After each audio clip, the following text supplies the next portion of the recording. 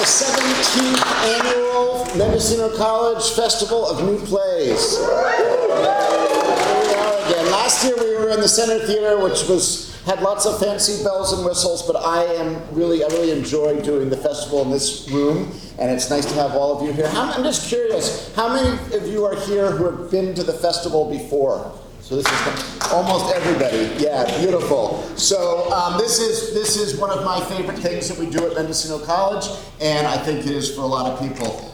For those of you who don't know me, my name is Reed Edelman. I'm the director of the theater department here and the producer of the festival. This festival is our 17th festival, but it goes back more years than that because there are a few years where we weren't able to do it. It really has its roots in a collaboration of myself, our dramaturg Jody German, and our festival tech director David Wolf. The three of us launched this festival, 20 something years ago, and we've been happily doing it ever since. A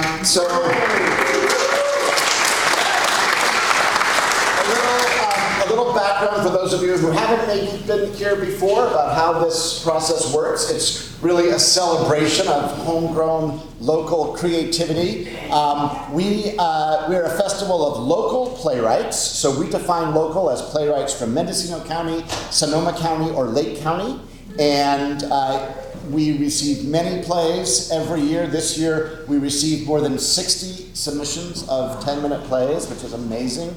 You think about all those people writing plays and sending them to us.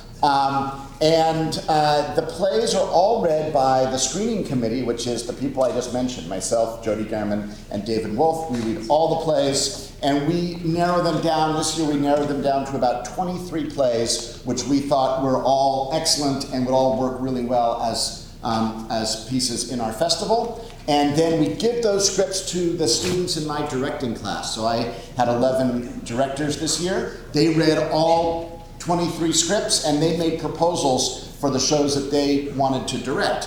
And so the plays that found a match with a director that wanted to direct them, those are the 11 plays that you're going to see tonight. And enjoy the show.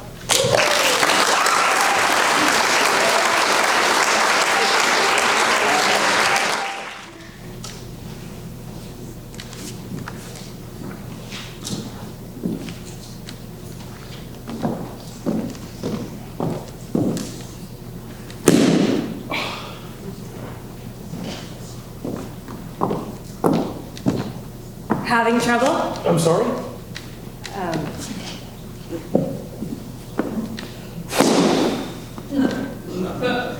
What? Can I top you off? Yes, please, sorry. So, what's the trouble? What? The book? Oh. What's giving you trouble in the book? What you reading? Of course. Poetry. Need some help? I mean... What?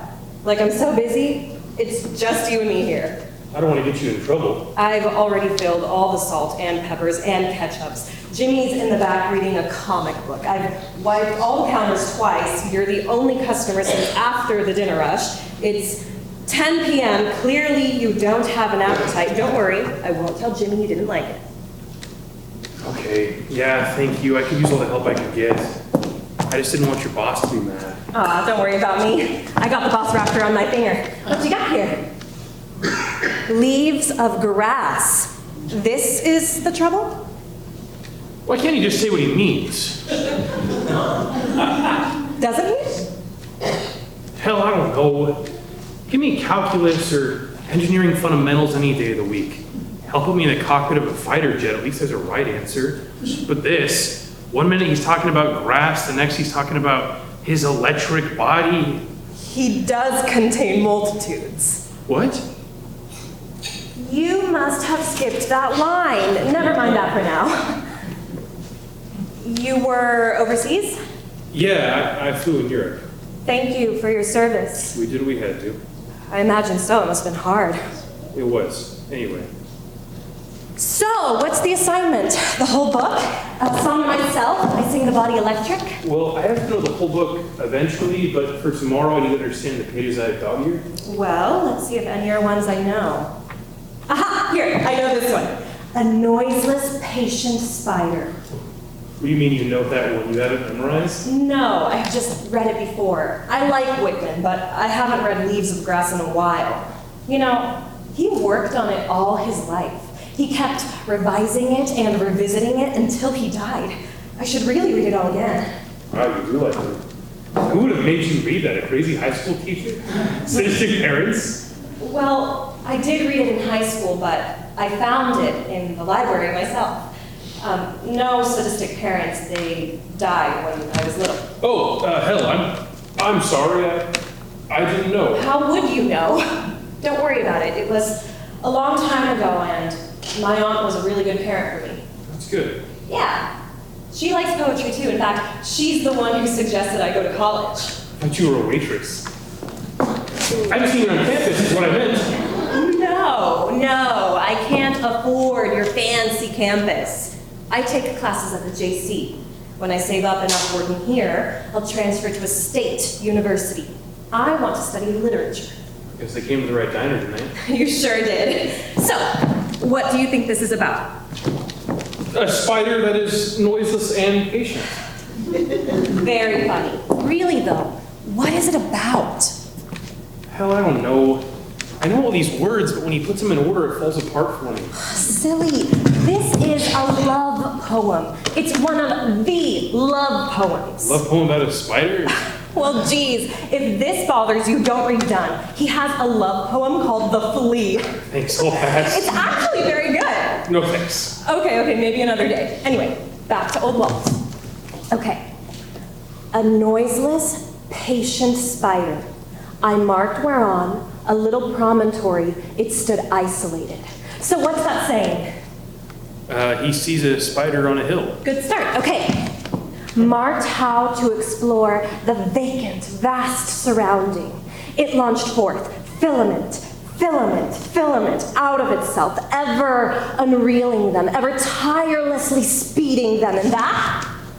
He sees the spider shooting out web to see where to go next. Yeah, good, you get it so far. And you, oh my soul, where you stand, surrounded, detached in measureless oceans of space, ceaselessly musing, venturing, throwing, seeking the spheres to connect them, till the bridge you will need be formed, till the ductile anchor hold, till the gossamer thread you fling catch somewhere. Oh my soul. See, this is the hard part. I don't see the connection. Now his soul is doing stuff. This is the exciting part. This is the love part. His soul is like the spider. You see, here he says, and you, oh my soul, where you stand, surrounded, detached in measureless oceans of space. His soul is like the spider in its vacant, vast surroundings, and it is looking for something too. He says, venturing, throwing, like how the spider was launching its filament. Here he says, till the bridge you will need be formed, till the ductile anchor hold, till the gossamer thread you fling catch somewhere. His soul is flinging out its arms. It's reaching for something, someone to hang on to so it can build a bridge and be connected. That's the love part. Oh my soul. He wants to find someone to be connected to hold on to love. I think I see what he means. Do you? You still seem a little lost. No, I don't think anybody could have explained it better to me. Thank you. I think you're just saying that, so shut up. Oh, I'd like it if you continued, actually. Stop it. So, I don't know if you really understand what it's about until you tell me back in your own words. The spider is like his soul. The spider is in a big open space, throwing out string to find a place to make its home. His soul is also in a big empty space. The world, I suppose. trying to throw out words, ideas, his poems, I guess, to find someone to connect to. Bravo. That wasn't so hard, was it? Now, when I have someone to explain it to me as good as you really have a knack for this. You ever thought about being a teacher? Maybe. I was hoping, really, to publish my own poetry someday. You write poetry too? Is it any good? Probably not, but I keep writing it. Maybe you'd show it to me someday. I thought you didn't like poetry, that you didn't get it. All of a sudden, I'm starting to develop an interest. Can I take this, or are you finally gonna eat it? Yeah, sorry, it wasn't my favorite burger ever. Our little secret. I just didn't want Jimmy to be mad at me. So, what other poems do you need to know? I think that's enough poetry for right now. I thought you needed to know them by tomorrow. I do, but I just realized we spent all this time talking and I never got your name. Oh, it's Evelyn. Hi, Evelyn. Nice to meet you. My name is Ben. Hello, Ben. Nice to meet you.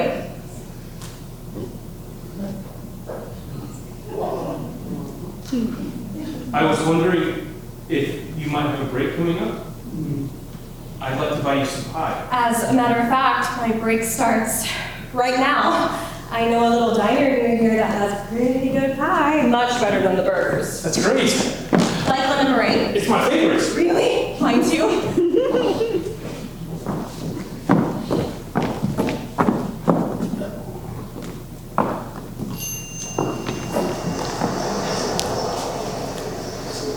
So, what's the next poem?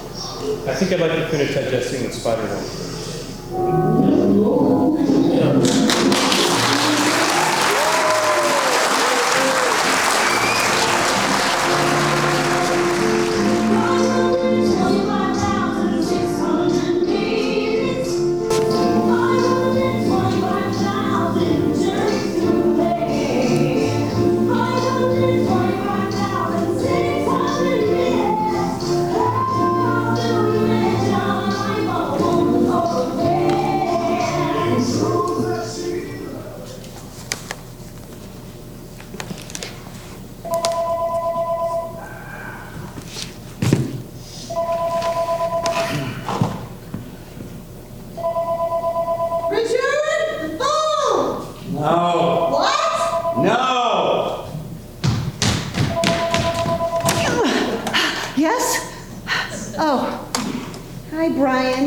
He's right here.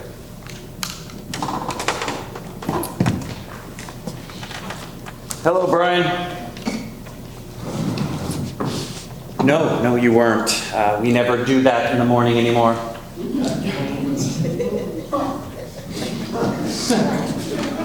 With the boy wonder. Okay. 1 o'clock. Yes, I promise I won't call him that. Bye.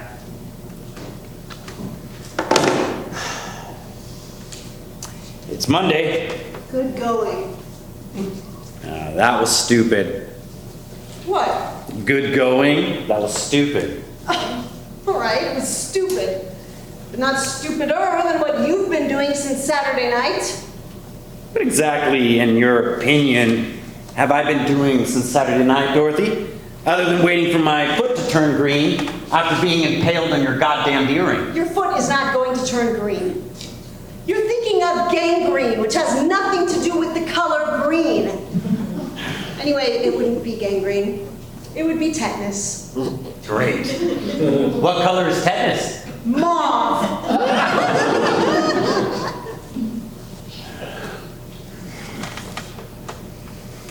What you've been doing, Richard, is refusing to even discuss this Louisville thing. All right. If you don't want to talk about it, don't talk. But please, just listen. I will take it that you are listening. That phone is going to ring any minute now. And there are 3 possible things that could happen. 1, I will be told politely that my audition was impressive, but there's no room in the company for me at the present time. In which case closed. 2, I'll be offered a contract for a year.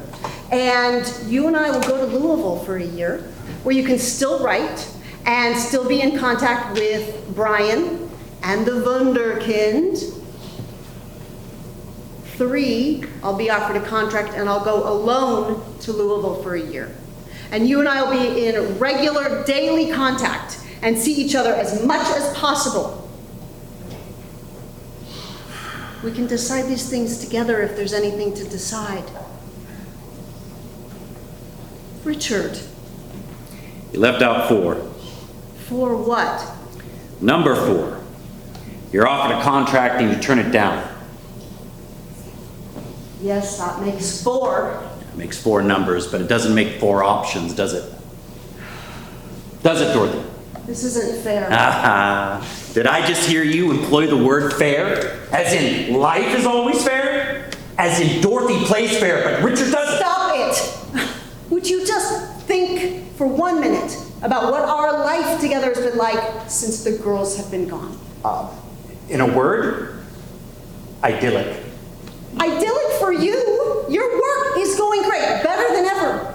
You've had the money to buy any little toy or we have gadget. had the money. Richard, I don't want gadgets. I want to work at my craft. I want to fail and triumph and push myself hard.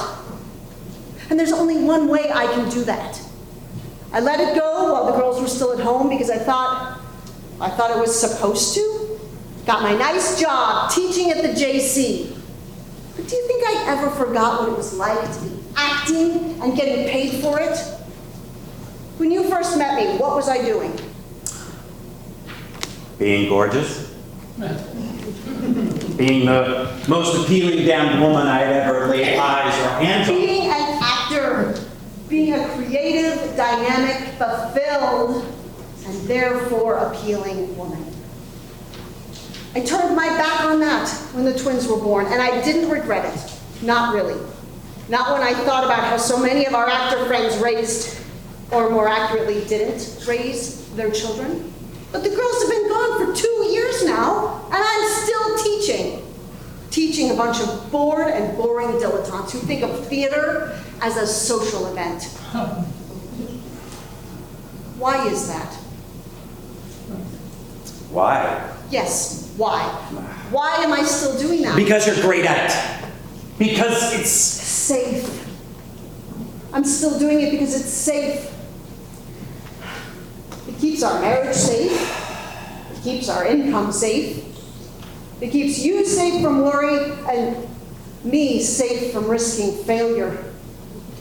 Now that I'm out there trying to get acting work, I might get rejected. You might feel threatened.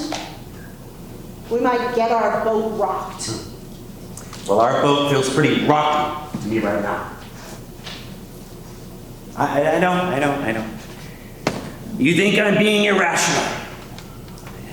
Maybe I am. But if I went with you to Louisville, I'd be Mr. Dorothy Rand.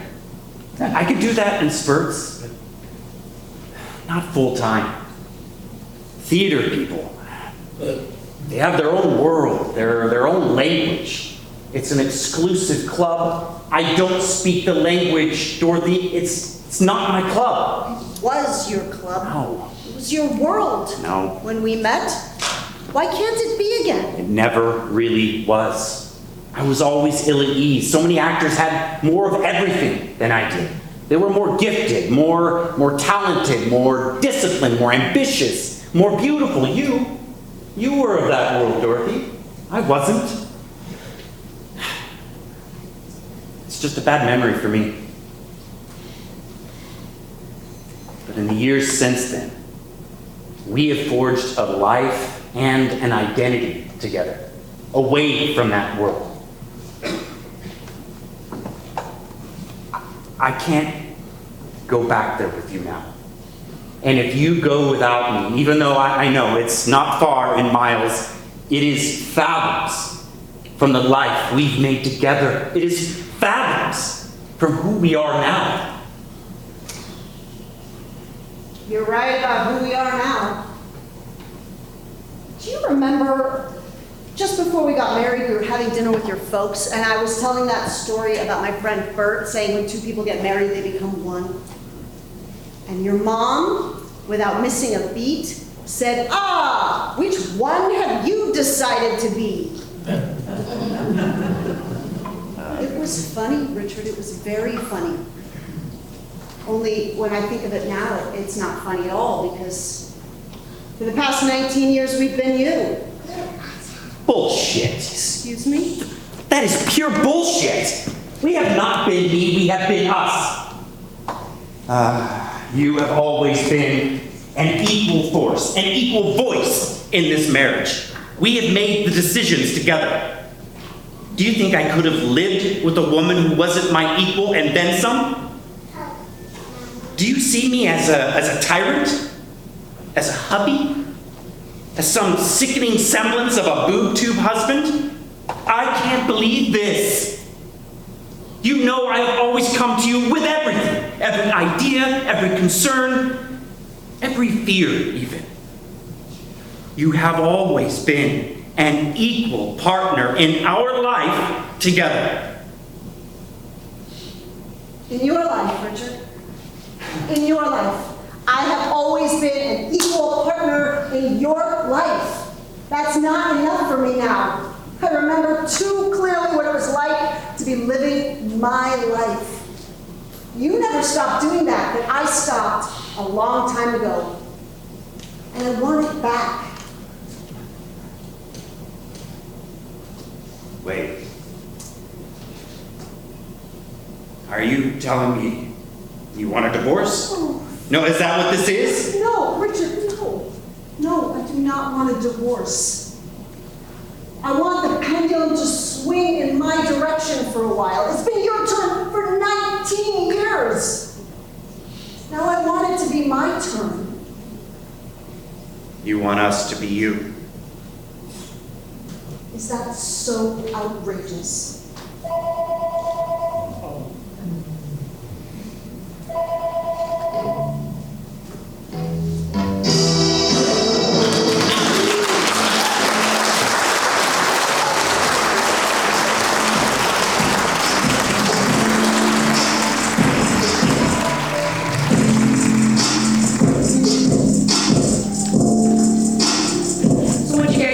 Pizza. No surprise there. Delivered? No, we went out. The wild would, I'll bet. How'd you know? They have shitty pizza, but your dad loves the place because all the waitresses have big boobs. In case you hadn't noticed. I didn't think they could do that. Oh, well, you know, they won't hire you if you don't have big boobs, but they do it because, you know. Still, I think they could do that. But, your father took me there once. I refused to go back. It's not the kind of a place a guy should be taking his wife to. Him and his voting buddies go there after he. Now that he's dumped me, he can go whenever he wants. And he can take you with him. Make you into a man. Be sure you're not gay. Oh, please. And he's worried about that, you know. That's ridiculous. I can tell you don't like being here anymore. Mom, that's ridiculous too. You'd rather be with your father. Mom, please, do we have to get into this? No, it's okay. I just want you to know I understand. That's just simply not true. I'm sorry. I worry sometimes. There's nothing to worry about. I'm alone now.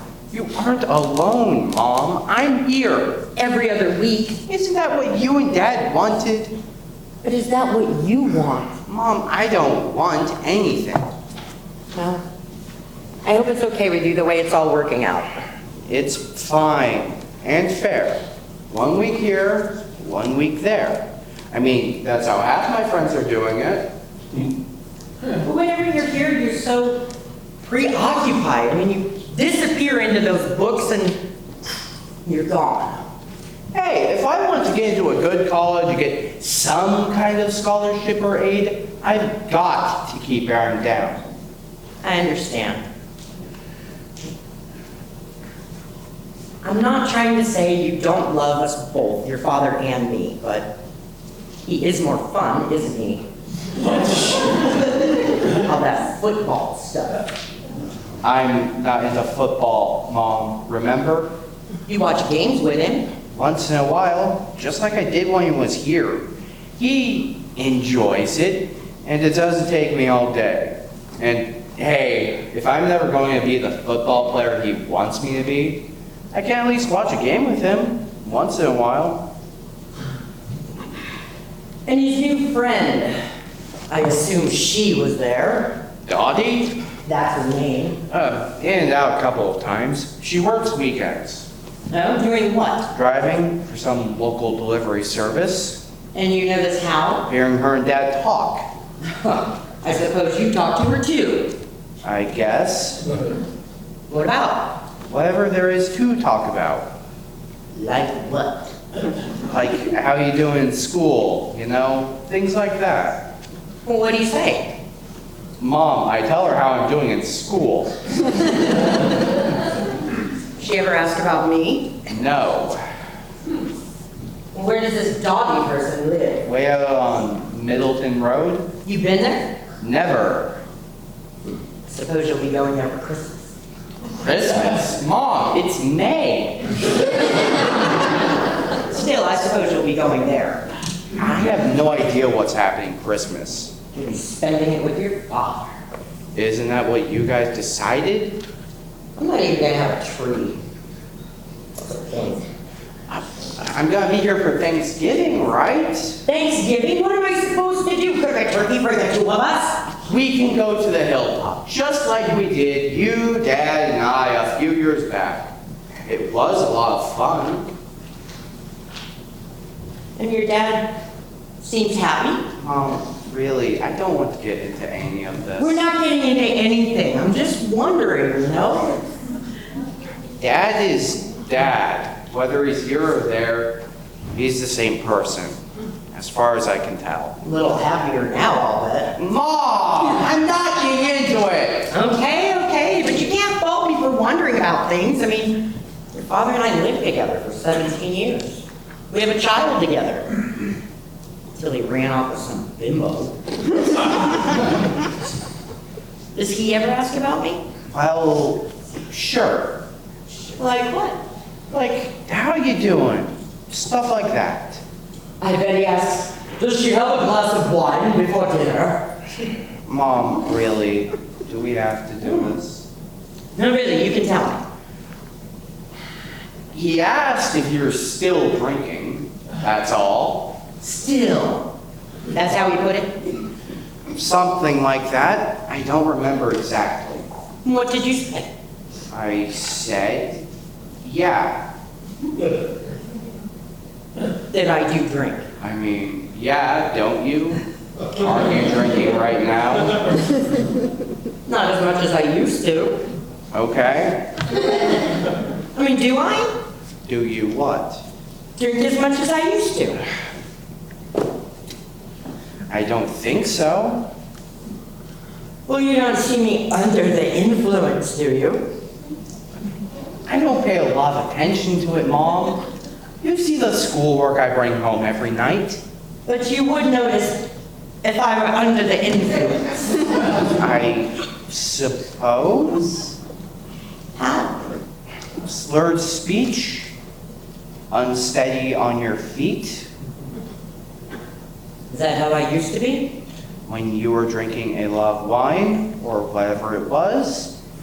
Yes. What do you mean, or whatever it was? Look, Mom, really. No, really. What do you mean, or whatever it was? Dad says you were drinking a lot of vodka. What? Down in the basement. That is absolutely not true. Found a half-empty bottle of vodka down there. Somebody left after a party last summer. And he says, "Oh, I see you've been drinking vodka." Trying to make a big deal about it, blame it all on me. I don't even like vodka. Now I see he's trying to poison your mind. He's not trying to poison my mind. Jesus, Mom! You get worked up over nothing. Nothing? How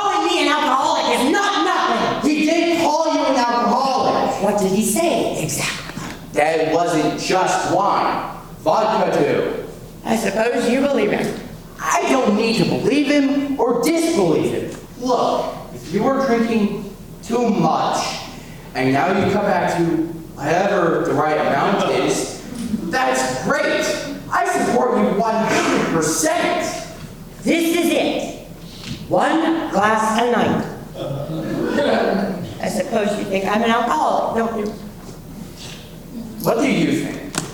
Oh, I see. Very, very clever. You do think I'm an alcoholic. What I think is, Viv was right when she said you should be going to those meetings. AA meetings. Well, yeah. For my drinking. Isn't that what AA is all about? Chris Mayberry's mom goes to those meetings. Veronica Mayberry is a drunk. An absolute stumble drunk. Well, I guess that's why she goes to those meetings. And Biggs is a closet bourbon drinker.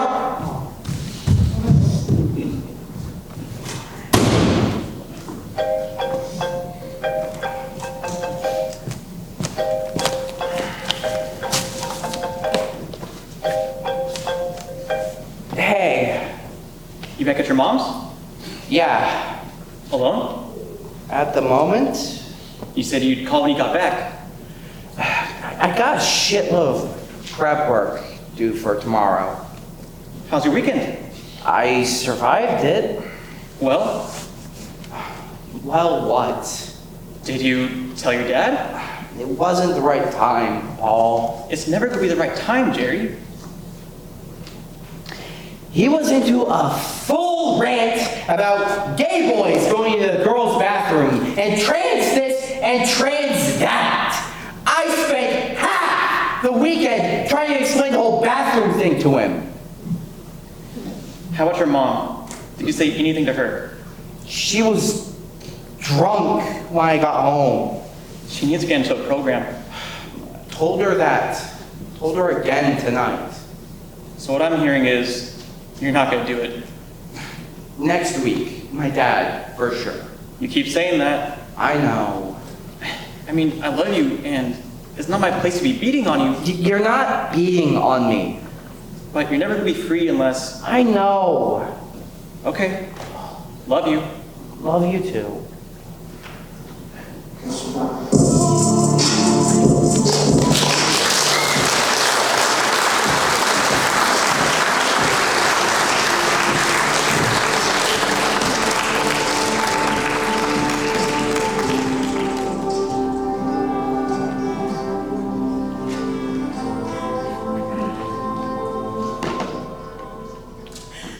Come on.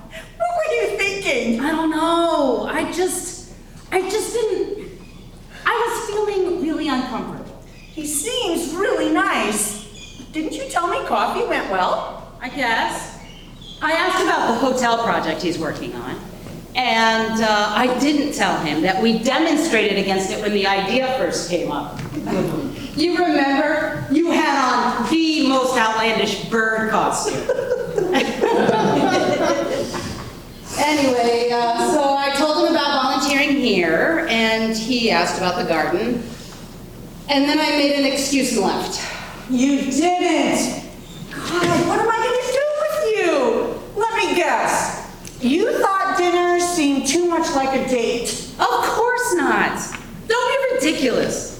I'm old enough to be his mother, for God's sake. Of course it wouldn't have been a date. Okay, okay. The ocean looks particularly magnificent today. Yes, it does. So why not say yes? Why say you have to check your calendar, especially when you could have done that just by looking at your phone? Because I needed time to think. I was feeling really confused. Look, I get it. It has been a long time since you went out with a man you didn't know, a complete stranger. I know how hard it's been bearing up under the weight of it all, wading through the waves of grief.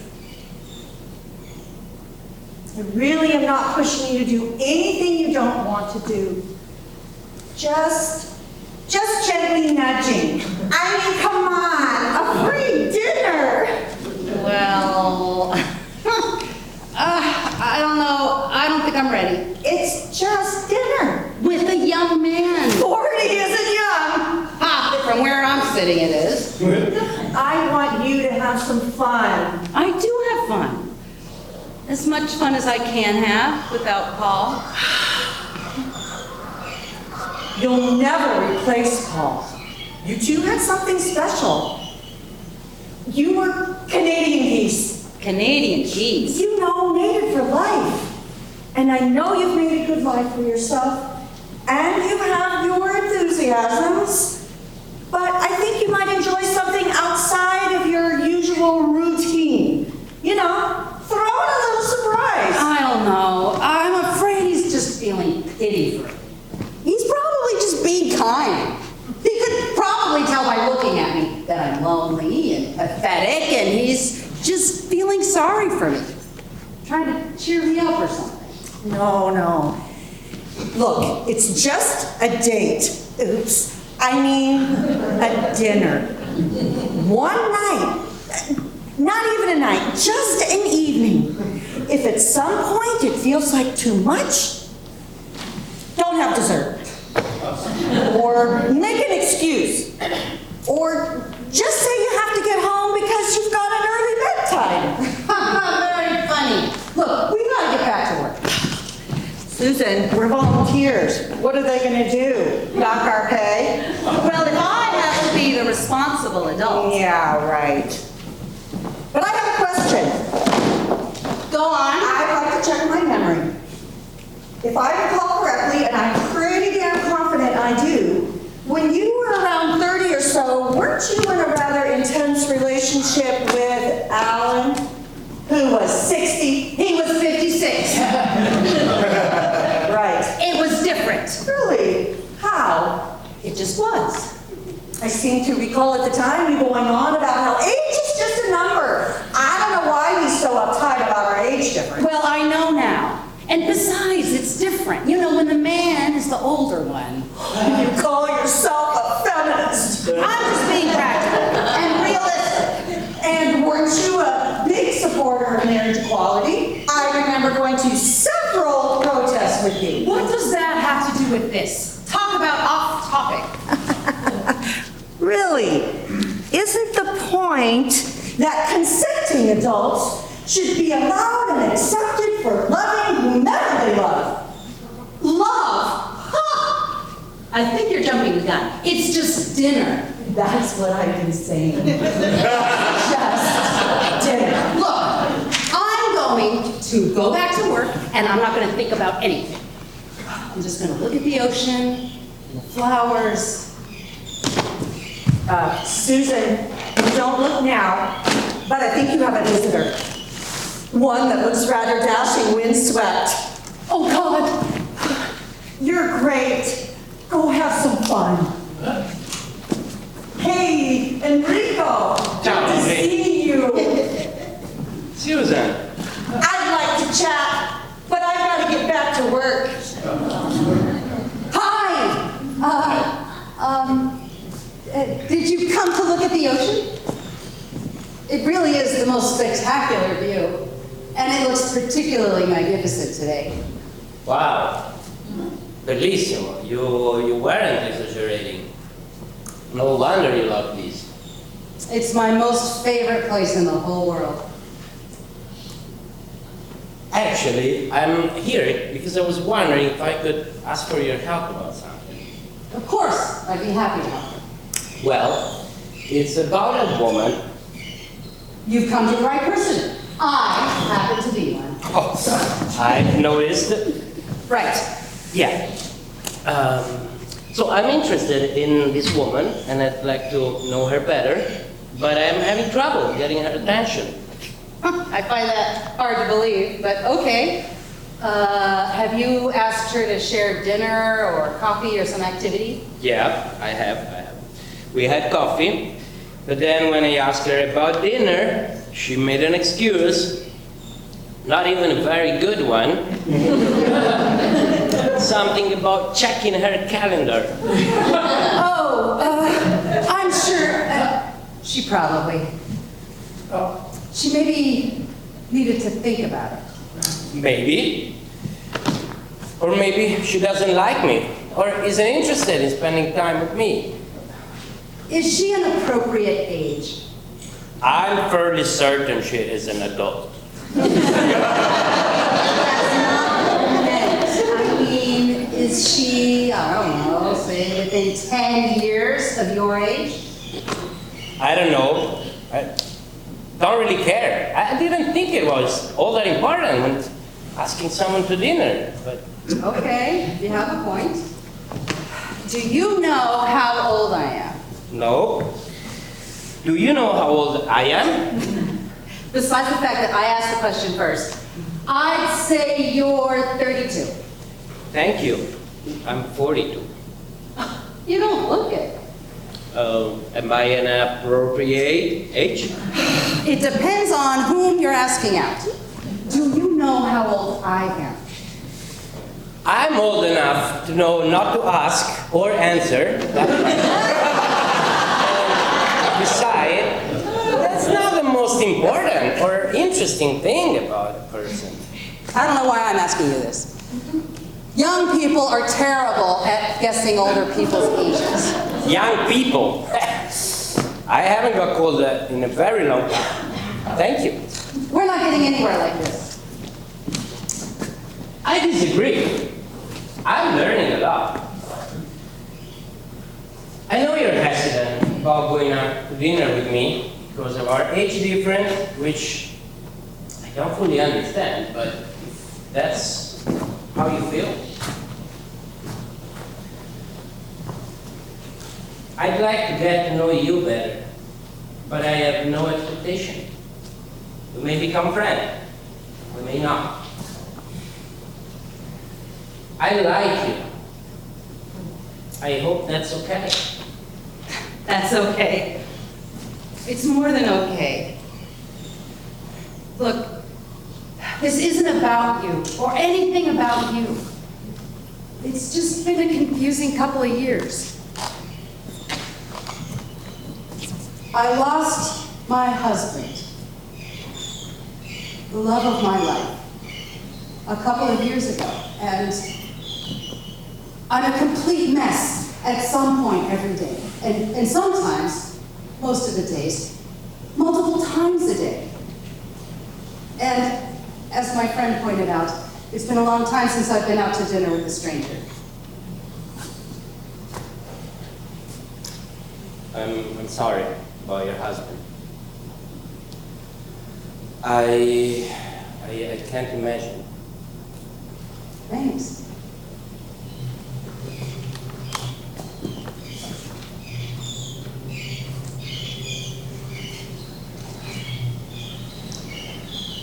But I'm wondering, am I still a stranger? When do you want to go to dinner? I'm in town through Thursday. How's Wednesday evening? Unless you have to check your calendar.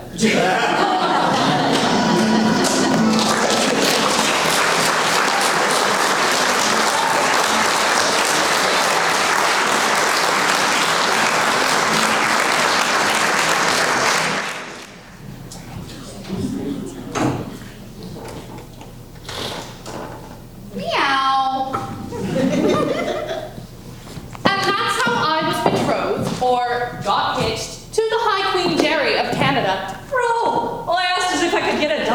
Well, you should have asked for 3. What? 3. So if I asked for $3, you would have given me what?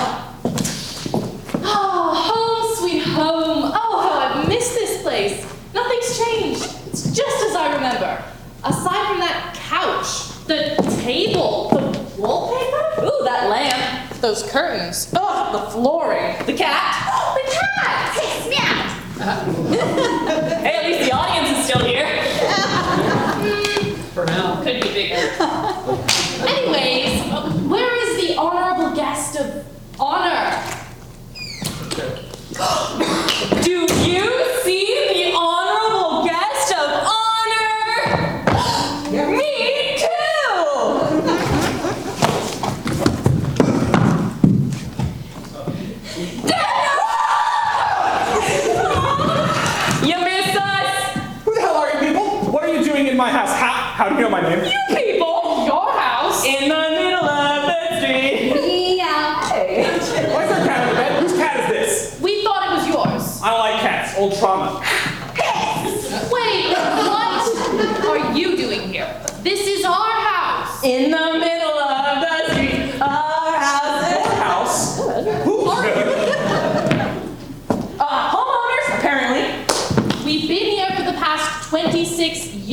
Well, aside from the unspecified amount of time that we were gone, which led us to be like, home sweet home in the beginning.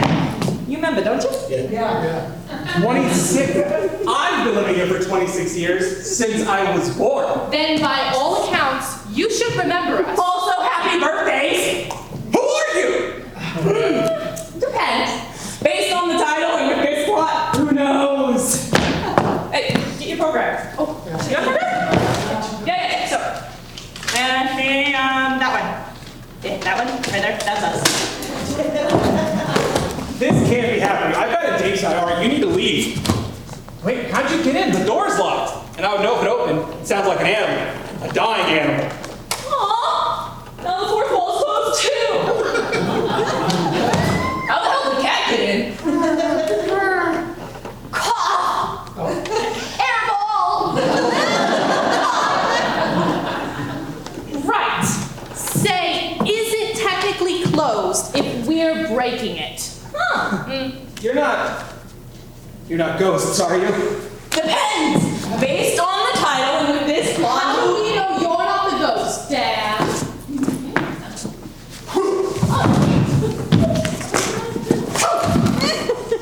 Well, he ain't ghosts. We ain't ghosts. Also, whose first instinct is to punch themselves to test that theory? So if not ghosts, then who are you? I'm D, short for encyclopedia. I'm Louis, short for Louisiana. He doesn't get it. I don't get it. Oh, we know. Are we sure we don't know whose cat that is? I'm not sure, but oh my god.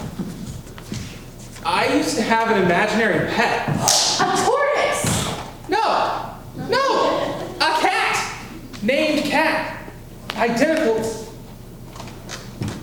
Are you my imaginary friends?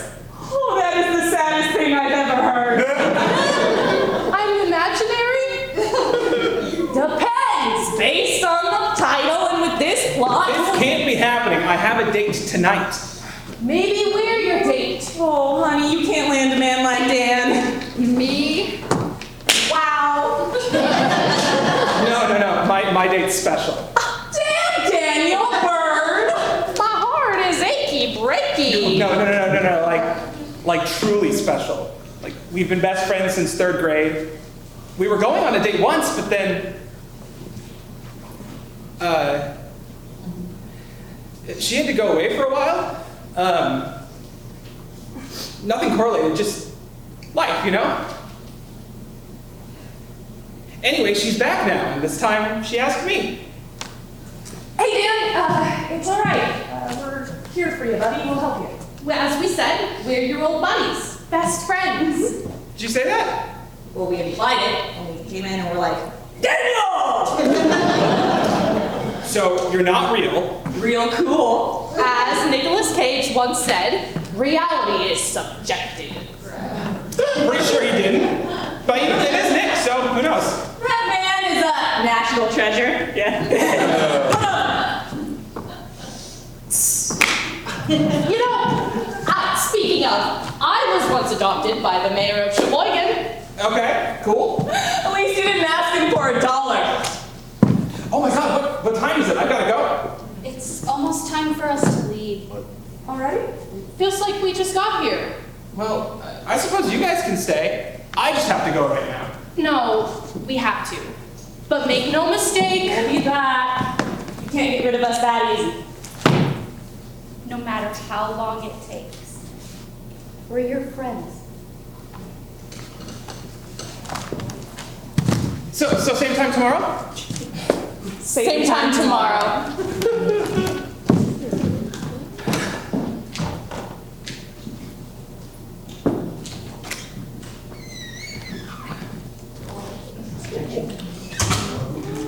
Excuse me, Daniel.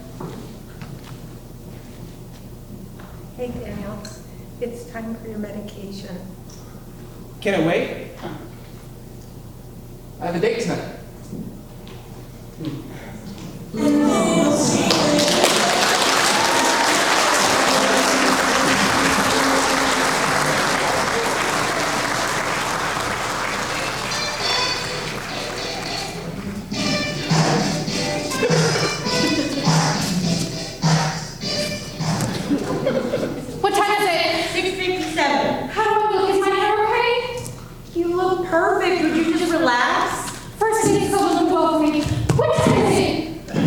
6:58? Just chill. Besides, if he's like any other man, he'll be like 20 minutes late. Not Greg, he's very punctual. How do you know it's your first date? Yeah, but we spent hours texting each other. I feel like I know so much about him. Thought if I waited a little while, I'd become more when we met. What time is it? 10:24. You met him on a dating site, right? Yeah, Episcopalianmingle.com. But you're not Episcopalian. No, but I have a thing for Episcopalian men. Always have. Okay. Dating sites never worked for me. Tell me about Ray. He's a punctual Episcopalian. He's the front desk manager at a hotel and volunteers as a high school swimming coach. He's 28, moved here from... Wait a minute. He's 28. Does he know that you're... Yeah, he knows I'm 10 years older. He said he's always preferred older women. What? It just sounds like a guy I met online. About the same age as Greg. Said the same things. Turns out when we met in person, he was the one who was 10 years older. Should have been suspicious when his profile pic was him in front of his Ford Pinto. That's when I swore off dating sites. My, maybe I should have checked. Ow. 7 o'clock, right on time. Jill. He's waiting. Could you please get the door? Okay, dear. Don't leave me! Just let me get him, and I'll be back. And then you will stay with me? For all eternity, if you wish. Oh, hi. You must be Greg. I'm Susan, Michelle's roommate. We just had new carpet installed, so I have to ask you to take off your shoes and your socks. Thanks. And this, of course, is Mich... Where is she? You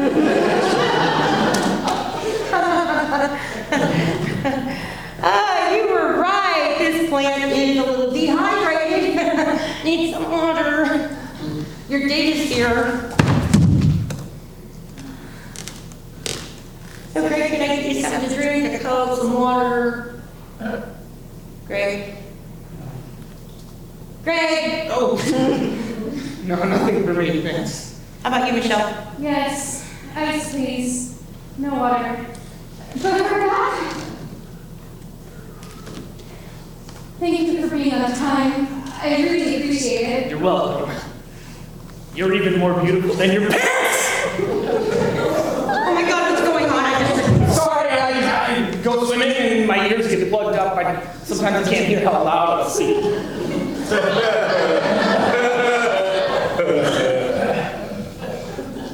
Why don't we have a seat?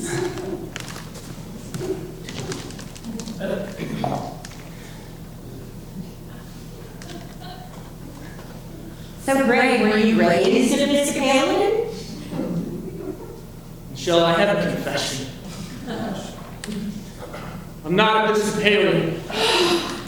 That's a relief. Neither am I. Let me guess, you have a thing for Episcopalian women. No, but I have an attraction to women who like Episcopalian men. Oh, a text from my sister. She's made some arrangements for coming here next week, so... Don't leave me. You're doing fine, I promise. I'll be right back. Thank you for the compliment before. You're very sweet. I wasn't being sweet, I was just telling the truth. You're the most gorgeous woman I've ever seen! I'm sorry, that came out wrong. Maybe I should get something to drink. What would you like? Coke. I'll get it myself. Yeah, she just wanted to check the dates. Where's Greg? You went to get something to drink. Oh, no, you didn't like it. You didn't. I'm sorry. I'm trying to help myself. I couldn't.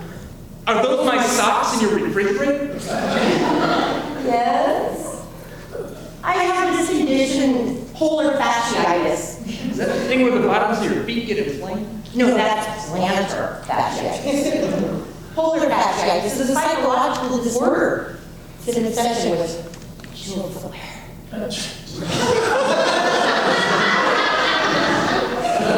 Don't blame Michelle. She's been so patient with me. She's had to reimburse me $100 so far for pantyhose. I guess we all have our oddities. Just wait till you hear about my duty and sexual fetishes. You're so damn funny. I was beginning to wonder where that sense of humor went, but now it's coming out! I'm sorry! When I really like women, that's how I display affection. I don't mean to sound hostile, it's just the way I was raised. My parents immigrated from Azerbaijan. They were both soccer announcers. They were very loud with their passion. Whether me or my brother did something great, they would yell, "Go!"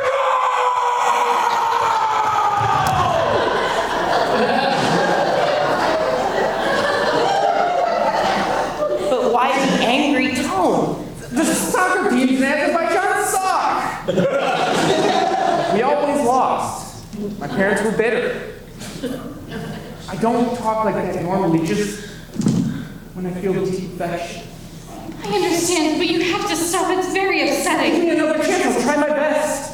Why don't we press the reset button and pretend these last few minutes never happened?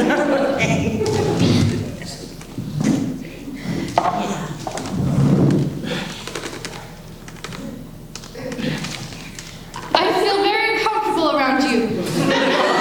Normally I'm very nervous, but today I'm very relaxed. Me too. I really enjoyed our texting. The texting has been nice, but it's been kind of one-dimensional. Really need to hear the voice, see The the... reaction in the eyes. You have such sorrowful eyes. All of the senses are important to me, but smell is significant. Really? I couldn't tell before, but I adore the perfume you're wearing. You noticed. I confess, I usually don't fuss much about scents, but today I spent the most I ever have on perfume. Come closer.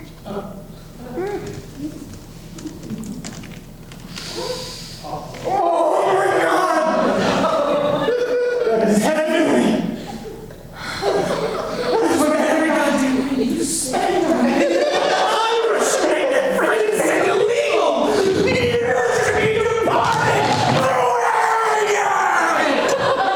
That's it!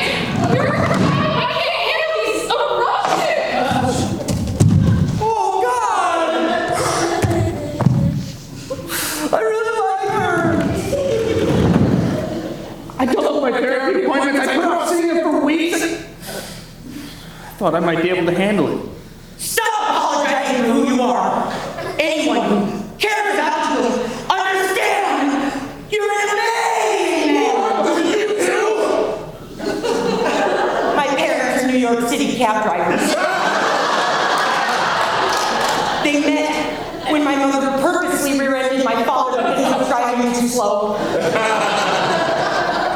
They each got out of their cabs, brandishing tire irons, and it was a love at first sight. My hours don't bother you. Hell no! You're so friggin' handsome! I didn't want to get in Michelle's way, but the moment I saw you, I felt something new! Tell me again how you feel. I love you, Greg! So much so that I put your shoes in that freezer! Oh, that is such a turn! Oh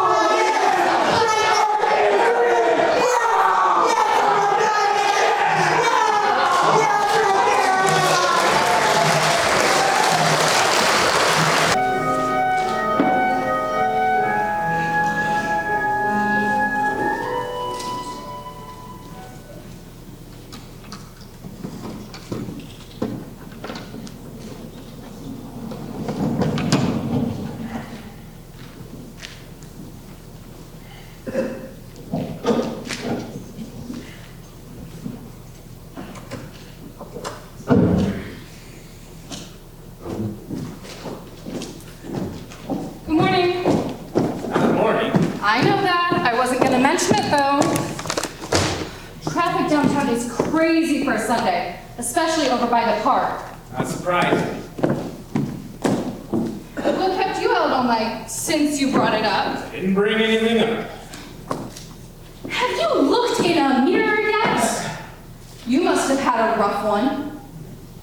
Oh, Minnie, when did you buy the paper? I got one too. I picked it up at Hanson's on my way home. I wish you would have left it where I could have seen it before I left for church.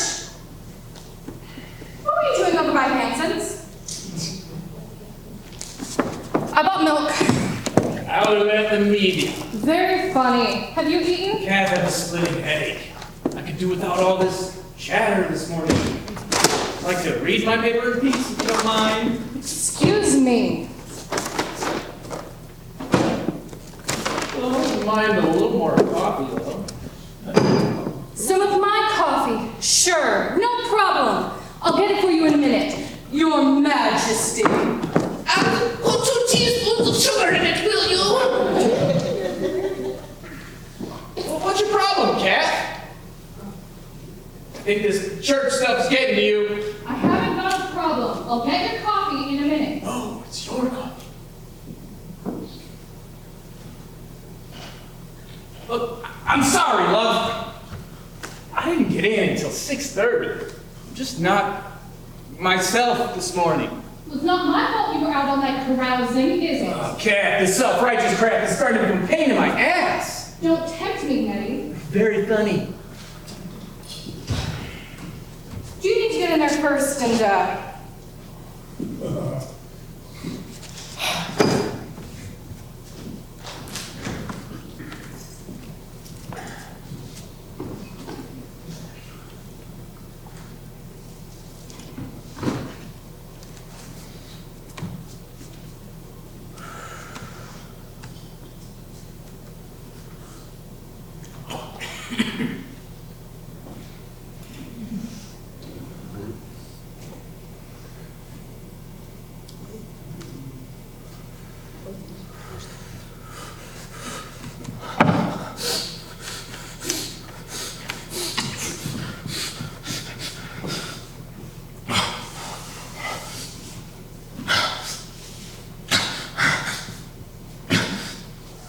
I'm fine. I'm fine. Very, very fine. Fine. I'm fine. Very, very fine. Calm down. It was just one time. You know, you really shouldn't get down on the church so much, Nettie. It happens to mean something to me. And it doesn't help you to be blasphemous. What the hell is that supposed to be? Never mind. What do you want for dinner? How does pot roast sound? Sounds great.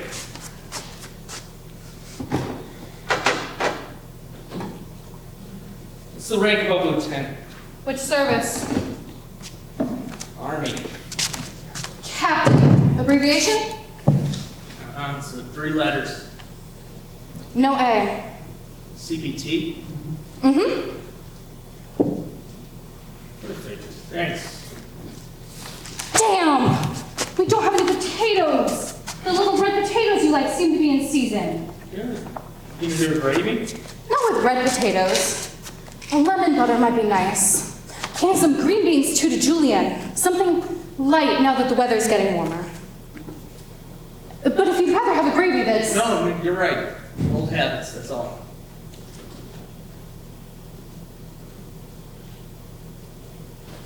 Cat. Yes? Never mind. Don't do that. I hate when you do that. It was nothing. I'm not going to force it out of you, Nettie. If you want to tell me, you'll tell me. It was nothing. I was just going to ask you the German word for oboe, but I realized I can look it up on one of the Deutsche Grammophon records. Oh, hey guys, you're home. Hello, Mike. The boys went out early this morning. Yeah, party day. I can bring down the rent check now if you want. No rush, Mike. It's not the first yet. It's okay, I'll be right back. Was that a Rainbow Connection shirt? Isn't that Jesse Jackson's thing? That's Rainbow Coalition, Cap. No, that's a pride shirt. Pride? They're pretty open about it. About what? I wonder if they're lovers. Stop it, Nettie. They're just boys. They're roommates. Like us. Come on, Mike. Come, sit down.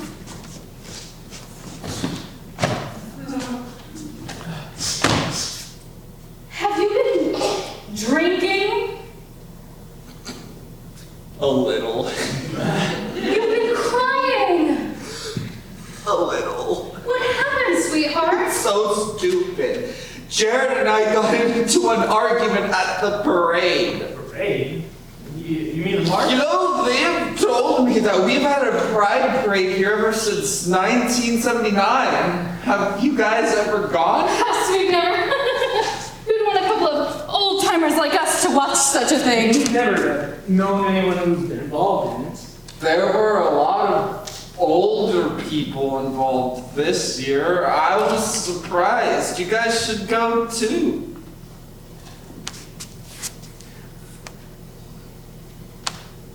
You know, everybody knows about you guys. I mean, you're married and everything, but... Better get on upstairs and take a nap, Mike. Lay down, you'll feel better. It's Michael. Michael, go on.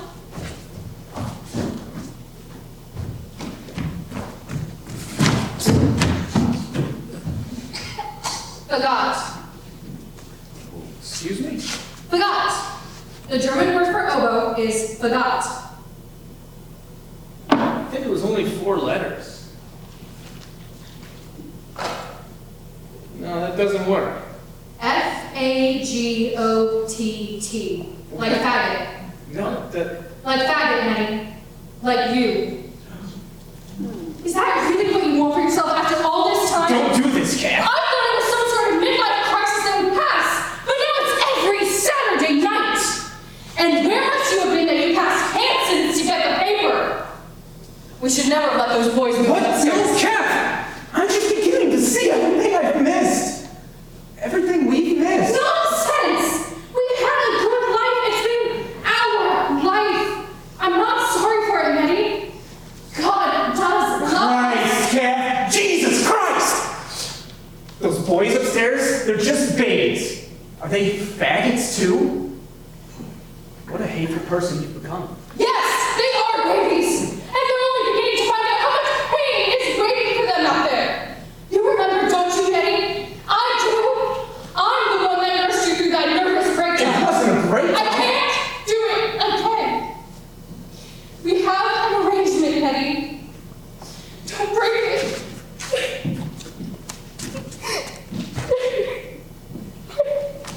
No, I don't want you. I'm all you've got. How did that happen? We have an arrangement. I hate this weekend. Every year we lock ourselves in and pretend we don't care. It's just a few days out of a year, but it's more than we've ever had. There were so many people in the park. Boys and girls. Kath, you should have seen it. How do you know? I've been thinking about it for a long time. Without really knowing, I was thinking about it. Before I went to the bar last night, I went through Hammond's Park. God, there were so many people. It's too late for us. Why? And what about AIDS, Ned? Hey guys, I'm gonna go back to the parade. Do you want to come with? Go ahead.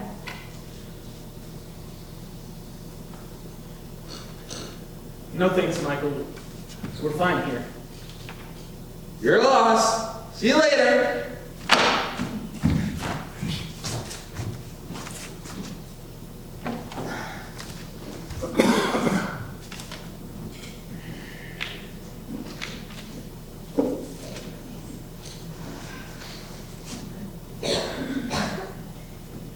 Nettie, I'm so sorry. I made a mistake. A fagot is a bassoon. The German word for oboe is oboe.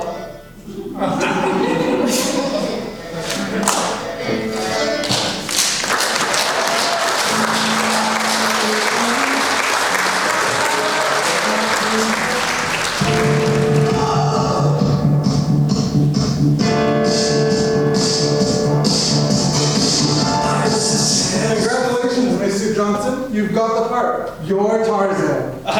Wow, great! That's incredible, Mr. Morley. Please, Sandy, we're colleagues now. Call me Slavoj. All right. So great, terrific. When do I start? You have. No, I mean, when do things kick up on this project? They have. No, I get that. I just want to know when the shooting starts. Well, that all depends on the hunters, doesn't it? No, I mean the filming. Filming? There's not going to be any filming. There isn't? I thought, oh, so this is for a play then? No, it's for Tarzan. Look, hang on, I'm confused here. I thought this was a movie. Oh, sweet Chernobog, not again. Didn't you read the pamphlet? Pamphlet? In the lobby, there's a little man with a great big stack of pamphlets. Didn't he give you one? No, I didn't see. Look, what is this? That Rudolph and his smoke breaks. If I've told him once, I've told him 1,000 times. Well, I'm very sorry you weren't better informed, Sandy, my boy. But, unfortunately, it's too late now. The die has been cast, and so have you. I'm sorry, what? Look, pull up a chair. This is going to take a minute. All right. Now, how much do you know about our little organization here? The, BFE? Not much. I think you're casting for... Tarzan, right. Well, to start with, Mr. Johnson, BFE stands for Bureau of Fictional Entities. We are an ancient, honorable agency dating back quite a bit farther than you'd believe.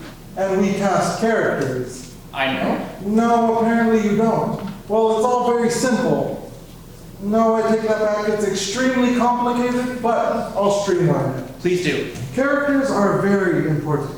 Without characters, stories are nothing. Without stories, the human race might as well be nothing. You follow me? I think so. Now, everything important has a core of truth. A peach is grown around a peach pit.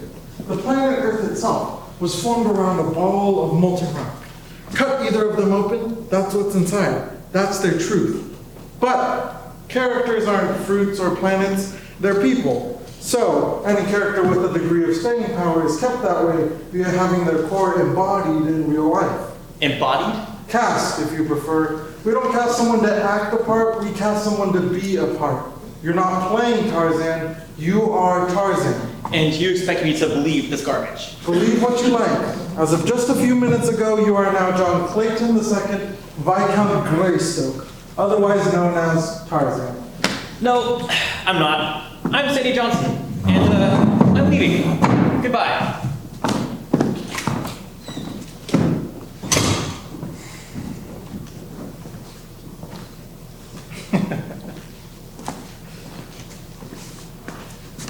He'll be back.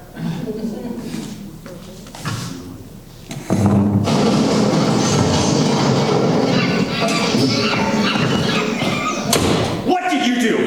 Why, hello there, Sandy. How are things? How are things? I walked through the zoo yesterday, and the apes busted out and followed me. Then the lions, then the rhinos, then all the rest of them. I had to run all the way back home. Dear, dear. Don't you dear me. I'm lucky to still be alive. What's more, there's a chip that was living in my sock drawer, which is empty, by the way, because I don't have socks now. I have loincloths. And do you know why I didn't just drive back home? Because when I got back to my car, it turned into a vine.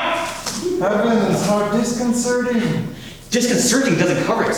You've cursed me, it's what you've done. Now why don't you take your voodoo hoodoo, whatever it is, off me, I mean now! There's nothing on you, Mr. Johnson. The problem is you. You're not under a curse, you're under yourself. Stop speaking gibberish and dehex me. Look, calm down. Or better yet, sit down. We have much to discuss. Attaboy. Now let's get one thing straight. I haven't cursed you. The problem is you're Tarzan and you're trying not to be. Again with the Tarzan jump. What does that have to do with anything? It has to do with cliches, Sandy old kid. And unless you want to be buried under them for the rest of your life, you best pay close attention. Capiche? Good. Now listen. Once you have been cast as a character by us, you embody and preserve the truth of said character. You are who the character genuinely is. Not their public perception, but the actual them. You got me? What does that have to do with anything? Stick with me and I'll tell you. Now picture a gigantic orchard with thousands of peaches in it. And inside each one is a character or a concept. Now, peaches rot from the inside out, so it's the job of the orchard man to make sure the peaches are in good order. I'm lost, and I'm angry, and I'm going to punch him. Now this orchard man, we'll get to him in just a minute. He's not what you call cultured. He'll tend to a core, but he's not too concerned with his fictional integrity. That's our job, and yours, which you're not doing. Will you get to the point? That is the point. Tarzan is a cultured, intelligent man who just happens to have been raised by primates. He speaks over a dozen languages, he knows how to wear a cravat, and the salad fork is not a mystery to him. And yes, he also swings through the jungle, can speak to animals, and can beat a crocodile in a wrestling match. Understood? I guess. I mean, I've never read the books. And neither has the orchard man. All he knows is that the cord is going off, so he shoves in a bunch of cliches to keep it healthy. It's strictly a short-term fix. They'll rot it before long, but not before they play merry havoc with you. Cliches. You mean monkeys and vines? Oh, that's peanuts. You'll be living La Vida Jumanji in no time. Stop! Please. My head is bursting. Just tell me what I've got to do to fix this. Do your job. Be the core of truth. You protect your own little corner of the world of stories, and in the process, you also protect yourself. So you're saying that to keep things normal, I've got to be Tarzan forever? Give or take, yes. You live as long as your character does, and he's ageless and endless, though accidents do happen. Poor Max. That makes me feel so much better. Well, catch yourself lucky you got cast with someone with simple rules. Why, take Dracula. Dracula's lead short, miserable lives. Ask why? Why? Because his rules are all about killing him, and everyone ignores them. Mostly they just shoot him in the head. Bang. Dead Dracula. Back in the 70s, we actually had to have 9 of them cast at one time, just to cope with the man. Uh-huh. I can see you're very invested. Sorry, it's just, this is also crazy. I mean, I guess I believe you now, but Tarzan? How do I wrap my head around that? Lots of people have. For example, how did you find out about this audition? My girlfriend told me about it. And her name is? Robin Kovacs. Ah, yes. You mean Little Red Riding Hood. What? Oh, yes. But that character's a little girl. Look up the origins of the story sometime. Little Red wasn't always so little. Anyways, Miss Kovacs has been portraying her for quite some time now. Quite some? Wait, how old is she? Ah, you're catching on. She's 275 years old. She told me she was 23. She was when she was cast. Hers is a very resilient character. I'm in love with Little Red Riding Hood? I feel filthy even saying that. Fine. Anyways, we can double cast her as Jane Porter if you like. You mean embody 2 characters at once? Sure, it's all the rage among the fairy tale crowd. Their story arcs are fairly limited, so after a few centuries, they tend to crave a challenge. Sandy? You remember how I said I was having a hard time wrapping my head around all this? I do. Well, this isn't helping. I realize that, but sugarcoating it won't help either. Best to face the facts and get it over with. The facts. All right, let's stick to the facts. Fact number 1. I am now Tarzan for the rest of my life, which is possibly forever. Fact number 2. My girlfriend's been Little Red Riding Hood for 252 years now. Fact number 3. If I slack off in my Tarzanity, then I'll probably be flattened by wildlife. Oh yes, head fully wrapped around that. Look at this wrapped head. Babbling and bumptious, sit down. Now put this in perspective. Think about who you are now. You can talk to animals. You'll never need to go to the gym again. And, might I add, you're now immensely rich. Rich? Stinking. Viscount, remember? You've got that old world feudal landowner money. Plus a generous spool or 2 of Lost City gold. Other people find toys in their cereal boxes. You find cursed gems. Get the picture? I thought he lived in a treehouse. Not he, you. And yes, you can do that if you want to get away from your lavish jungle estate or your London townhouse. Either way, you're just as comfy. Wow, okay, so fringe benefits. I can get used to those. But, hang on. I have a life here. I can't just abandon it. Sandy, dear boy, you don't seem to gather how this works. Let me ask you something. Where do you think Sherlock Holmes lives? London. Atlanta, Georgia. Atlanta, Georgia. At the moment, yes. In between cases, he's a professional dog walker. Or, take our current D'Artagnan, tax attorney in Venezuela. Never even been to France. I'm lost again. What I'm saying is, they live their own lives, as can you. Just emulate your character. The crazy adventure stuff will come naturally. It's that simple? It really is. So it's doable. That's the spirit. And the stampede will stop. Absolutely. Well, okay. Thanks, Mr. Mortalick. I still don't really get all this, but I guess I'll get used to it. Glad to be of service, Sandy, my boy. Welcome to the team. Right. Bye. Okay. To do later, send him the pamphlet. Send Miss Kovacs the standard forms. Inform legal about the zoo just in case. And something else, what? Oh, crap, right, Dracula. Oh, Connie, have you typed up the call for the new Dracula? Working on it now, sir. Good, keep at it. Keep schedule open on Tuesday for probable influx of Draculas. Bump Cthulhu meeting to next Thursday. And the inevitable heat death of the universe is delayed by another few years. Now then, lunch.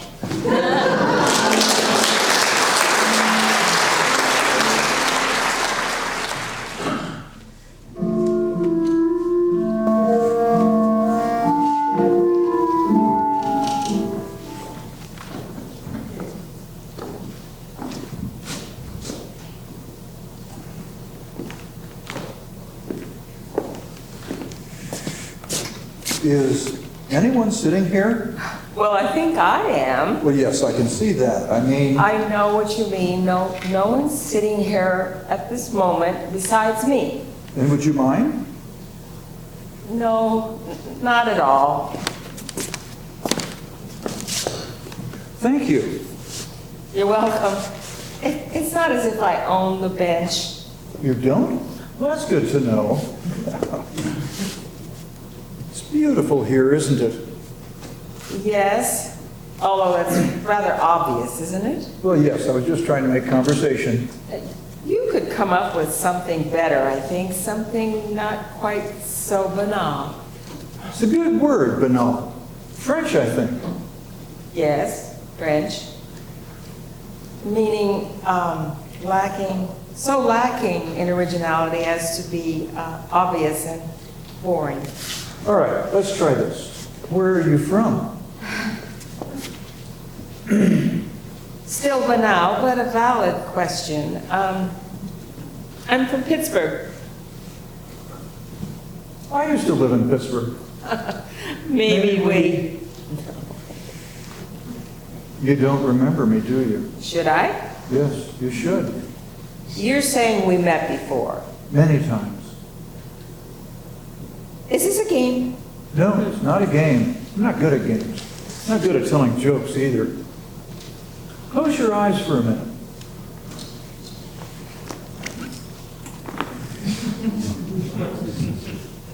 Think back to an audition. Early 80s, Pittsburgh. Oh my God, I was terrible. Yes, you were absolutely terrible. And you had no trouble pointing that out. No, not at all. I was already in love with you.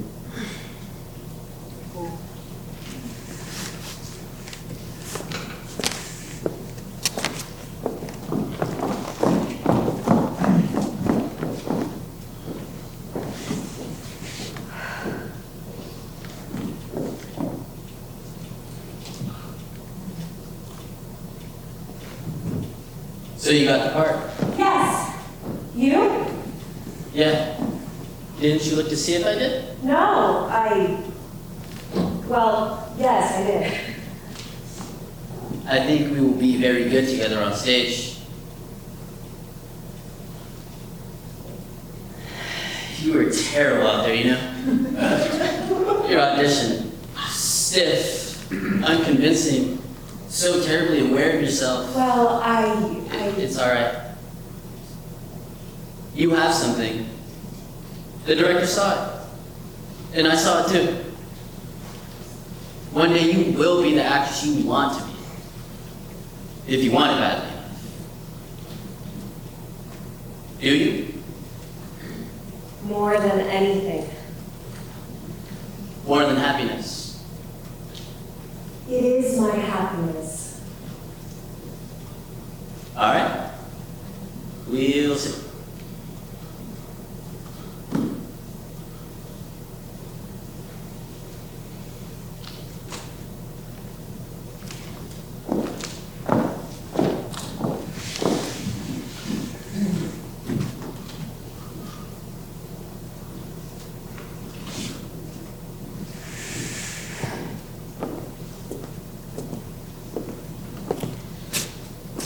Is anyone sitting here?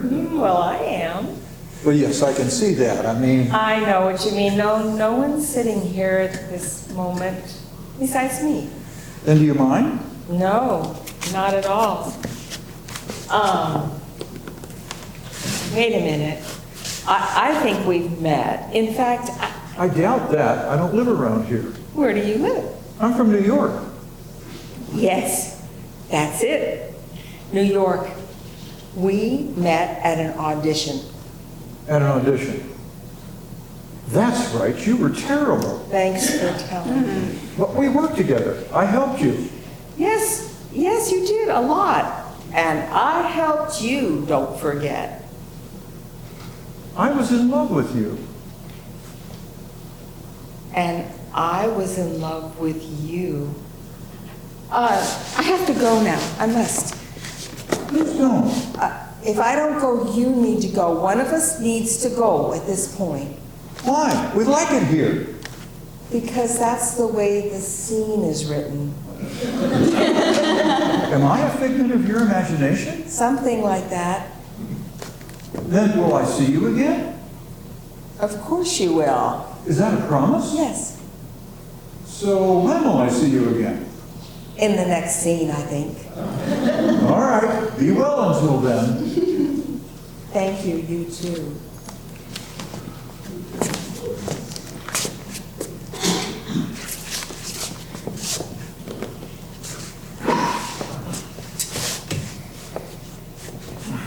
It's pretty here, isn't it? I think we've already covered that. Really? Maybe. Perhaps you're right. I'm getting more and more forgetful these days. Senior moments. Oh, I hate that expression, senior moments. Same thing with golden years. They aren't so golden, you know? Sorry. Actually, have we met? Many times. Close your eyes for a minute.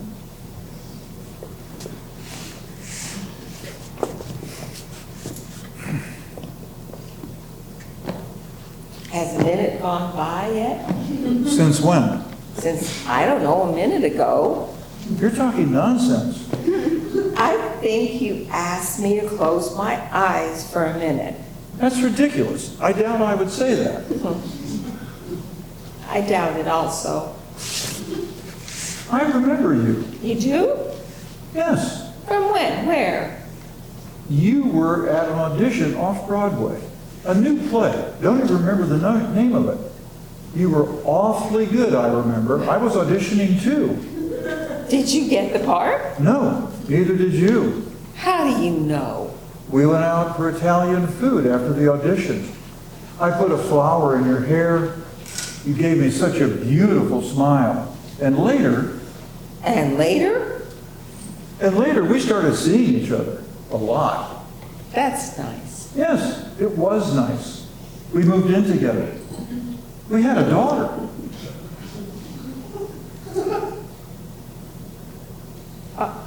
Are you leaving now?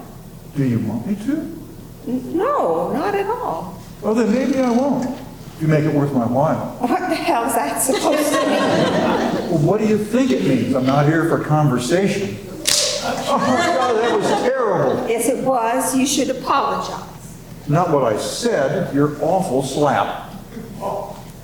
I was never good with slaps. No, you never were. I'm tired. Me too. And I'm hungry. You're always hungry. I know.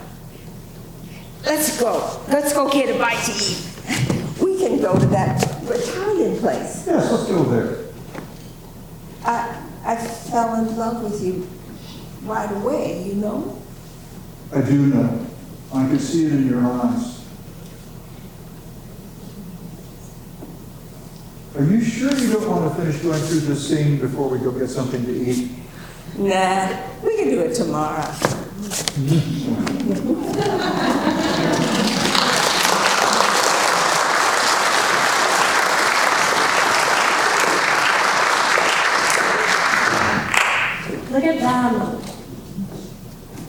I hope we still love each other like that when we're their age.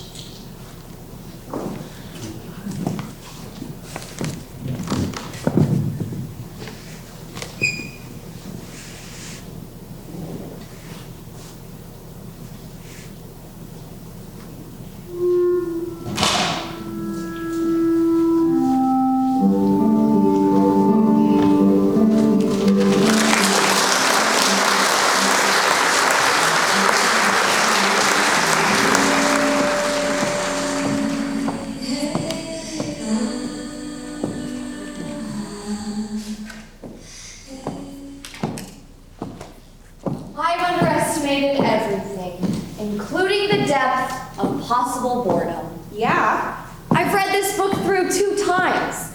Gets worse each time. More insulting. Romance, love conquers all. Hardly. I'm so bored I'll probably return for a 3rd read. I'll have it memorized before I'm out of here. You may be next. It's hard to know which side of that door is worse. I know. I keep staring at it. Shouldn't it be ornate? Shouldn't it somehow reflect the gravity of stepping through it? We will remain the same person, even on the other side. You have to remember that. I wish I could remember nothing. 1 book, 1 magazine, and that crossword puzzle done days ago. All I do is remember. I remember each girl. I remember the ones who cried, the ones who didn't, and the few early ones. Do you remember? Who looked honored to be chosen so soon, as if it mattered. Yes, I remember them as well. Let them have their bride. Well, they had it. It's surely gone now. Fools! Keep it down. No one cares. Isn't that clear by now? No one cares! There's just us 2, and then the story is over, the debt is repaid. The great hero rewarded. Great hero. Wouldn't it be different if indeed he was a real hero? He blew up 3 innocent villagers. All this for that? It's absurd. And we're supposed to walk in, all regal, in whatever jewels they'll probably dangle from us. A picture of beauty and divine gratitude. You are beautiful. Of course I am. And so are you. And what has your beauty gotten you? A book full of lies about love, and a crossword puzzle that another beauty got to before you. Those are here by the sheer luck of the girls having them when they were taken. So then your beauty's gotten you nothing. Do you envy the others for having gone before you? For having gotten it over with? Yes, absolutely. Me too. We could kid ourselves, say they saved the best for last, but this seems no better organized than my village's street market. We're being kept by a fish peddler. I saw him arrive. My friend and I were near enough to hear him call when he stopped by the well. Your girls are your lives. That's what he said in my town, too. We ran home, but soon our parents marched us back to the square where he waited. Was he tall and in white robes? Yes, and thin with the long white beard. And gold cords around his waist. The chooser, they called him. Even before he pointed to me, I knew I would be chosen. How did he know what he knew? He looked at my friend for only a moment in the eye and laughed. He knew her dishonor. And I saw that her father, standing far off with the others, guessed the reason he dismissed her with the weight. What has happened to her? I've heard it said that the chooser chooses villages and girls that neither are ever the same again. I've never felt so strongly the fact of destiny upon me.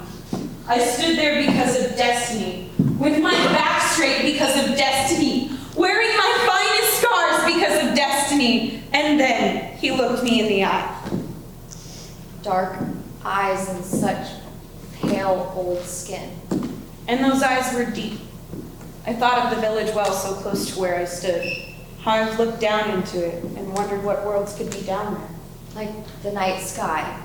Yes, but without any moon or stars. Nothing. Like, at the farthest reaches of space was nothing at all. He looked into me that deeply. Into me, just that same way. What did he see? If we are to believe all of this, he saw purity. Do you feel pure? I feel cursed. I should have jumped into the well and drowned. Yeah. It seems so slow now. How he lifted his arm and reached out that bony finger and said, "You." You. That's what he said to me too. What a simple word. All the most important words are simple. Love, mother, home. Could you see your mother? Mine in that moment gasped, and I could see on her face a torrent of feelings. Fear and pride, honor and loss. But she did not cry. What am I? What are we? That she did not cry. Not then. The tears of our mothers are for other times, other places. Yes. At night, when the shutters are closed and my brothers and sisters are asleep, I have to believe then she weeps. She does. Mine does. They all do. They must. When clouds are heavy and gray, there is rain. There is rain. And we have had rain in here, have we not? Storms. It's good that we have been here to comfort each other. We should have spoken more. From the beginning. We were afraid. We are a strange sisterhood. Brought together by such strange circumstance. But not rare. How many such gatherings have there been? Shall there be? Too many to count. And 72 for each. 72 virgins. It's hard to believe. I suppose it's not that hard to stay pure. Nor that hard to be a martyr from what I can tell. And the pay is good. That is all we are. Payment, a lovely thank you gift, each of us. Lovely, yes. But this hero hardly takes the time to notice. What a fool! He has all eternity, and he's burning through us as soon as he builds up the strength for the next one. It's almost funny. Beware of the man who doesn't doubt his own righteousness. He's a fool indeed. A fool and a coward, too. Violence because he could not speak and debate. Violence because he could not find a better way. Violence should have no reward. Not us, not anything. No fame, no glory, nothing. Do you wish you hadn't been pretty? Or hadn't been pure? I'd love to have been ugly now. But all my life I've been hearing the most extreme of compliments. Why aren't you gorgeous? Or what lovely eyes? Or comments about the curve of my lips or my hair. I know. Me too. Exactly. And always, there seemed a thing not said. Not said, but thought. And now I think I know what it was. It was, if the chooser should ever come to this village. I think I overheard my parents speak of it. I had been asleep and woke just enough to hear my mother, her voice in whispers, asking my father if he thought a man might ever arrive. She didn't name the chooser, but I somehow knew. And did you feel it would happen? I felt her fear was justified. I have always felt tentative, walking lightly upon the earth. Not entirely of it, the way others were. Never secure. Not even at night in bed. Not even then, especially not then. We are undone by purity. Defiled by purity. And your friend, she was impure? She was wonderful and beautiful. Beautiful enough to catch the eye of her cousin. He was an awful boy. And because of him, she is not here? The chooser knew. If I had known, I would have given myself to the first man who whispered to me. Yes, the man with 1,000 hands. And no manners. No shame. I would have known no shame if it would have gotten me out of this. It would have only taken one time. Funny how fragile purity is. In their eyes. Yes. In their eyes. But we are strong. I feel I'm learning so much now that it's too late. Are we always being watched? Is everything really known? That is what we have been taught, and so it does seem. And we're being watched now. Surely we are. We cannot be ugly, but I would be impure if I could. So would I. Come here.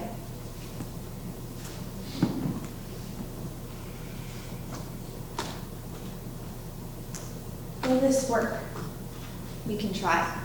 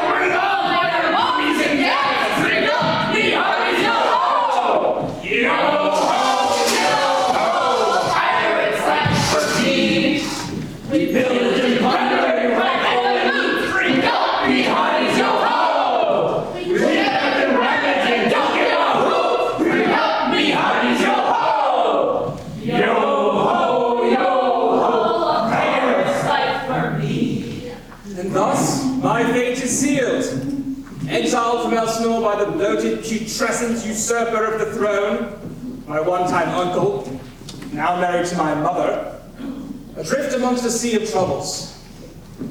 My father's soul will not rest until I commit the deed, but here I am, a prince abducted by pirates.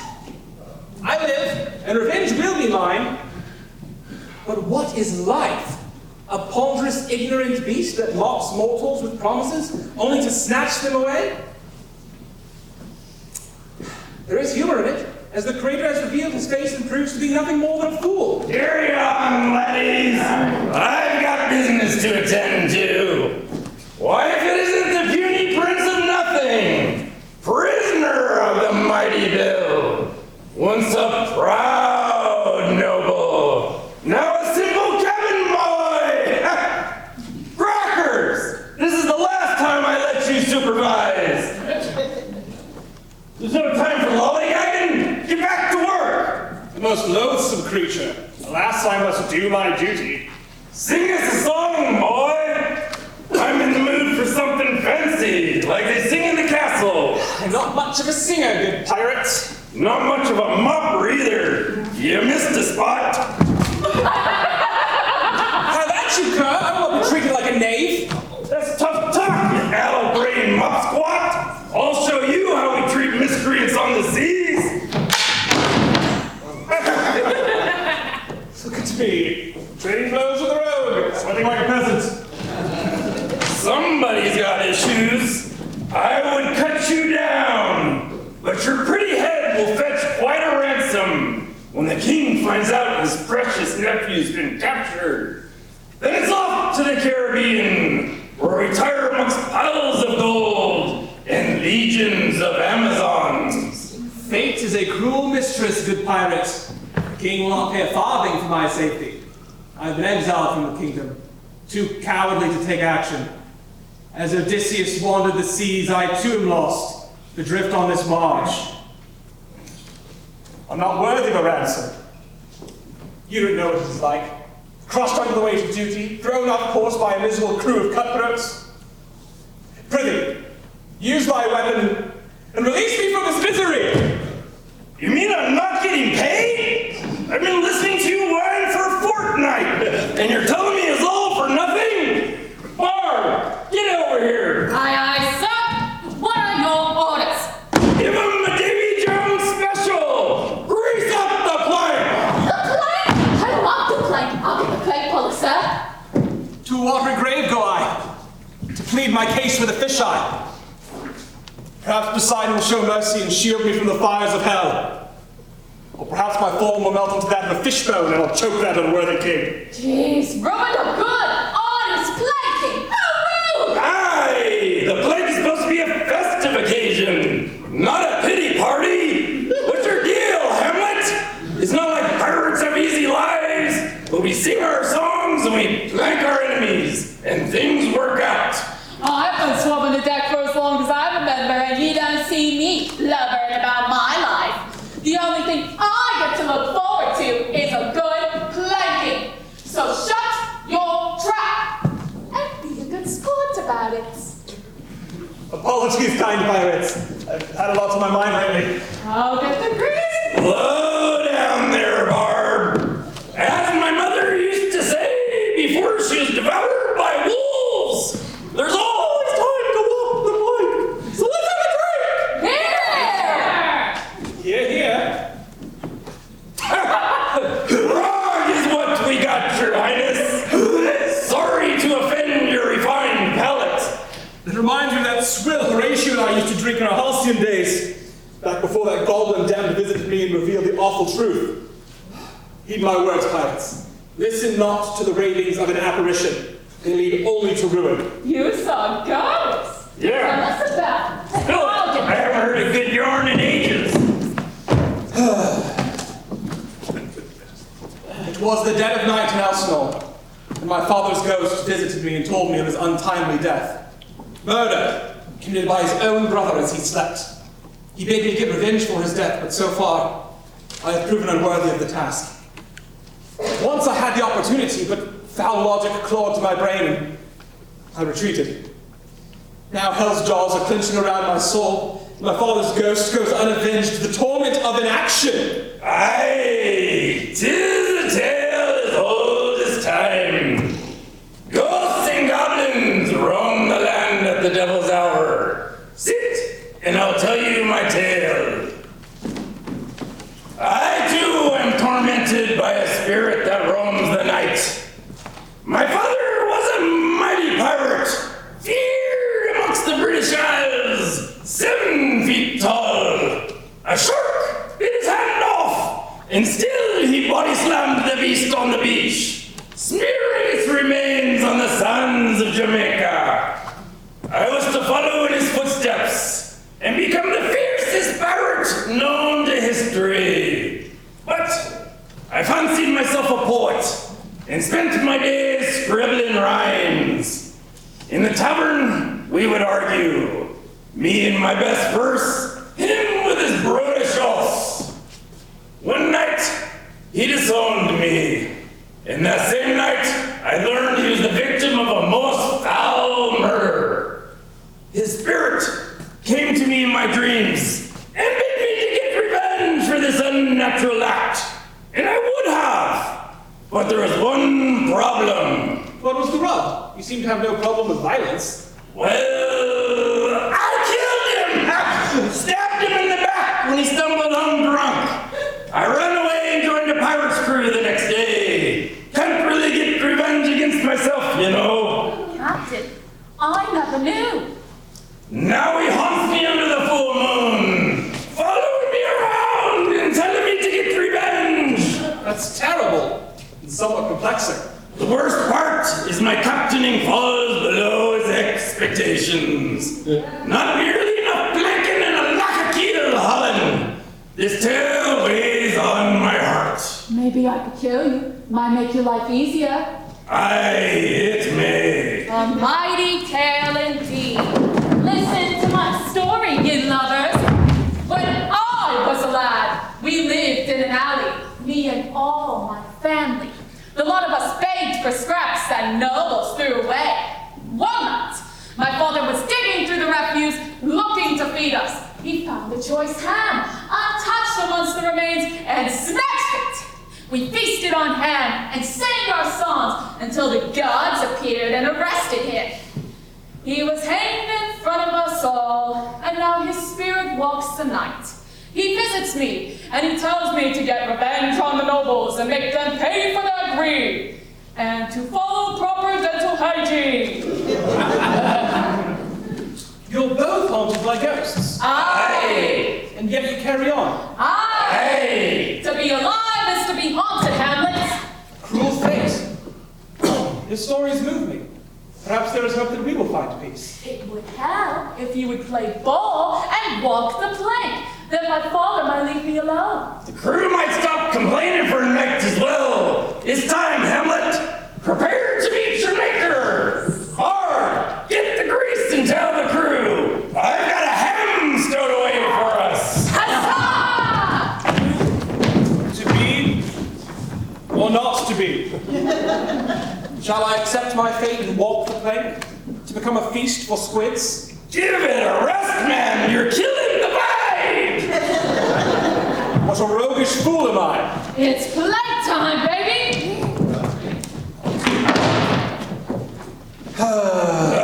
Here he goes again. Here he goes again.